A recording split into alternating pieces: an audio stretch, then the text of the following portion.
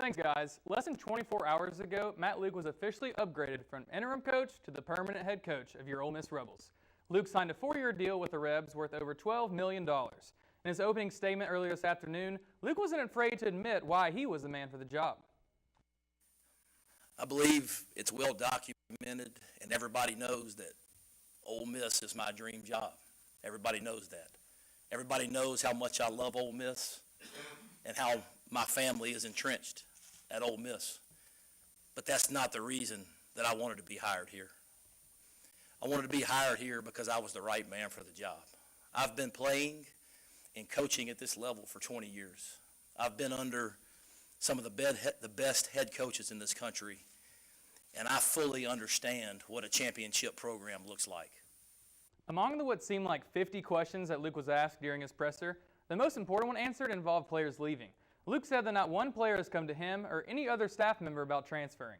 Amid all the controversy surrounding this team with the looming NCAA sanctions, that is huge. These players have bought into this team, and that speaks volumes to what Luke's energy and passion has brought to the table.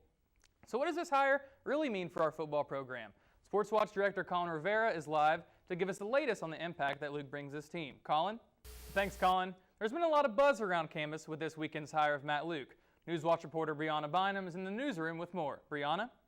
Thanks, Brianna. All this Matt Luke news makes people forget. There was an Egg Bowl showdown Saturday night in Starkville as the Rebs try to bring the Egg Bowl trophy back home where it belongs. Nothing says a rivalry like a little pregame skirmish. Here you see State and Ole Miss players jawing back and forth. I'm sure they're saying really nice things like, oh, you have a cute smile. Let's get to the game, actually. Ta'amu finds A.J. Brown across the middle. That's going to be a huge game for 55 yards, and we've seen that all season. A.J. Brown gets the ball, and he just finds a hole, and he's gone. Very next play, Jordan Wilkins has a hole in the middle, breaks the defender. He's going to score. That's 1,000 yards rushing for the season. Jordan Wilkins had a great game. You know who didn't have a great game? Nick Fitzgerald. Here he tries to run, and two guys tackle him. And I'm not going to show you a picture, but his leg's pointing north, and his toes are pointing south. His foot was broken. He was out for the game. So let's bring in this freshman who's never played a snap. I'm sure he'll have a great throw, and no, throws it 10 yards over the receiver, picked off by C.J. Moore. The defense was huge in this game. They forced 5 turnovers against Mississippi State, and that was the reason they stayed in it. What do you know? More Ta'amu to A.J. Brown. He's going to throw a deep ball. It's a little overthrown, but it doesn't matter for A.J. He stretches out his arms, a 77-yard touchdown. He tells Starkville, you know what, this is my city. I don't care, Mississippi State. 2 Ole Miss football players in DK Metcalf and Breland Speaks have released statements on their Egg Bowl behavior. DK Metcalf went viral this weekend when he was penalized for an excessive celebration where, well, he quite frankly imitated marking his territory in the end zone. He wasn't ejected for his actions, but Breland Speaks can't say the same. Speaks was escorted out after a second unsportsmanlike conduct penalty. Before leaving the stadium, Breland thought it was a good idea to taunt the fans by waving. Give them a break. They didn't murder anybody. They're kids, and this is a rivalry game where emotions run high. Let's be real, though. That Metcalf celebration was hilarious. Ole Miss wasn't the only school in Mississippi to have a coaching change. Dan Mullen told Mississippi State, see you later, I'm an alligator. With 69 wins, Mullen is the second winningest coach in school history. Nice. At 8-4, the Bulldogs are preparing their 8th straight bowl game, a streak that began in Mullen's second year. On the flip side, Mississippi State was 2-16 against ranked opponents, which is the worst record in the AP history. So can you really blame him for leaving? Let's be real, Florida's a much better job. He has previous experience at Florida, and he gave State about all he could give them. Coming up later in the show, I'll break down more chaos at his coaching wagon of the SEC. Back to you guys, the desk. What is up? Welcome to the last Monday edition of Sports Watch for the fall semester. And let me tell you, we're not short on news to talk about, so let's get right into it. 2 Ole Miss players were named SEC Players of the Week after their stellar performances against Mississippi State. Senior kicker Gary Wunderlich was named SEC Special Teams Player of the Week for the 3rd time in his career. After 4 PATs and a field goal, Wunderlich became Ole Miss's career record holder in field goals made, points scored, and points kicking. The Memphis native also became the school leader in extra points made at 158. Greg Little picked up his first SEC Weekly honors following an impactful performance against the Bulldogs.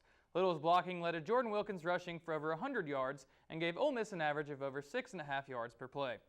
Bananas! That is the state of the SEC right now, with coaches being fired and hired left and right, and the biggest turmoil happening right now is taking place in Knoxville, where I'm going to be honest, I have no idea what they're doing. Sunday afternoon, multiple reports surfaced of the Vols hiring Greg Schiano, and Tennessee fans acted tame and calm and loved the decision. Fake news! They started riding around the stadium, joining together in a crusade to rally Tennessee officials to change their minds. Schiano was previously linked to the Jerry Sandusky scandal, and Tennessee fans wanted no part in that. According to multiple sources, Schiano was almost done with all of his paperwork before the school did a complete 180. Butch Jones at Tennessee wasn't the only one to get the boot. Kevin Sumlin is out at Texas A&M after 6 seasons with the Aggies. Sumlin was consistently hilariously average. It's as simple as that. He never finished under 500, and besides 11-2 season led by Johnny the Goat Football, there were 3 straight seasons of winning 8 games and then 2 of 7 games. But the Aggies never really got over the hump. They found a way to choke every November. A 25-23 conference record is the only stat you need. A&M felt it was time to move on. As of now, the leading candidate for his replacement is Jimbo Fisher. Previously at Florida State, Jimbo is a hot target in the coaching free agency. Butch Jones, Jim McElwain, Kevin Sumlin. You would think 3 SEC guys being fired would be enough, but not so fast, my friend, says Arkansas. The Hogs love Brett Bielema so much that they fired him in the most humane way possible, as he's walking off the field in his last game. Arkansas finished 4-8 for the season and 1-7 in the SEC. The Razorbacks' 7 SEC losses is the second most in school history. And although Bielema embraces City, it was time to let it go. A potential suitor for the job is Clemson defensive coordinator Brent Venables. Many sources on Twitter say that he is interested in the job. Real quick, some breaking news before we go. The Grizzlies have fired head coach David Fizdale. After starting 5-1, the Grizzlies have lost 11 out of 13, and yesterday's loss to the Nets was apparently the breaking point. As a loyal Grizzlies fan, I am shocked. The FCC bans me from saying what I want to say, so I'll simply say this. It was too early to pull the trigger, and we can't take it back now. So choo-choo, all aboard the tank train. NBA draft, here we come. That's all for sports. This Grizz news has me stressed out. I'm going to go sit in a corner and cry. Back to you guys at the desk.